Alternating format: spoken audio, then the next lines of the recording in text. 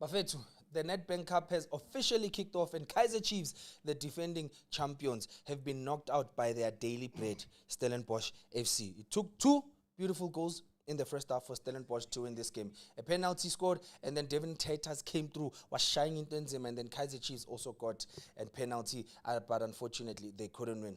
Dampoza, John Hotman. We would like to thank Kaizer Chiefs for keeping the cup safe, making sure that it's shiny. Yes. They dropped it off at Cape Town Stadium. Now we move forward. Aye. We move forward. Kaizer Chiefs now will watch better teams continue to compete. What did you make of the game? Look, I think the way that the game started, Kaizer Chiefs created chances, very clear chances. Dude did not utilize the 3 chances that he's got. And in a game of this magnitude and the way that Stellenbosch are, is that if you don't use your chances, you will come back to regret them. And then Stellenbosch got must check if other people's teeth are still intact. Yeah, Da Silva got a boot on him and he kicked Muloisane. But that goal, the second goal, Devin Titus, what a cracker. Clean sheet, no more. Yeah, no. Let's talk about Dampoza, the lineup Kaizer Chiefs played with in this game. We saw last time they played and they won 1-0. They've been playing by a consistent team, or with a consistent team. Mara, coming to this game, they changed almost the whole team. Maboe on the bench, Kwinika, another player who's been key and important for them, on the bench, Lilepo on the bench.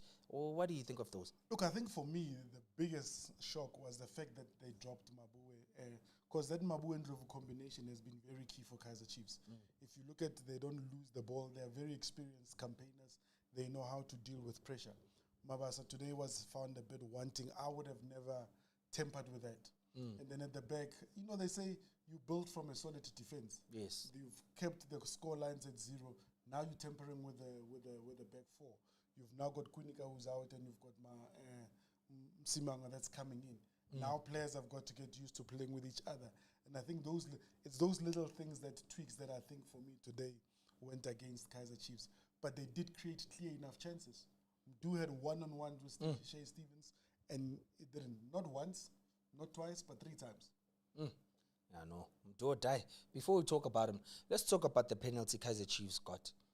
Was that a penalty, Dampoza? Please explain that to us. Look, the laws according to IFAB, for me, I would have said it's not a penalty because where else was Musa Libusa supposed to take his hand? Go back to the Egypt versus Bafana game. An Egyptian player touches the ball with his hands, they say it's its natural position. Yes, and an balance. So natural, maybe laws don't apply when you're at home.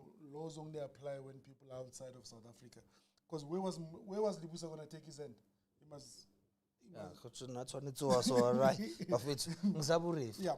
So for me, I think it was really unfair. But then again, Chiefs were denied because there was a handball before that where the ball came off the post, it came off the hand. But maybe poetic justice at the end of the day. And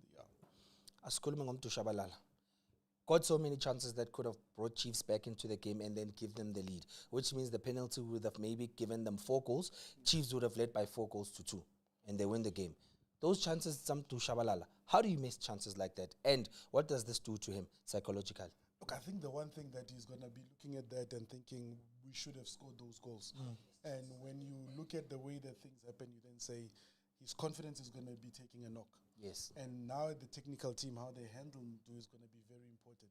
Does he start over the weekend in the Confed Cup? Or because you're trying to boost his confidence and say, come back to being here? But also, Kaizer Chiefs missing chances has not been a new thing.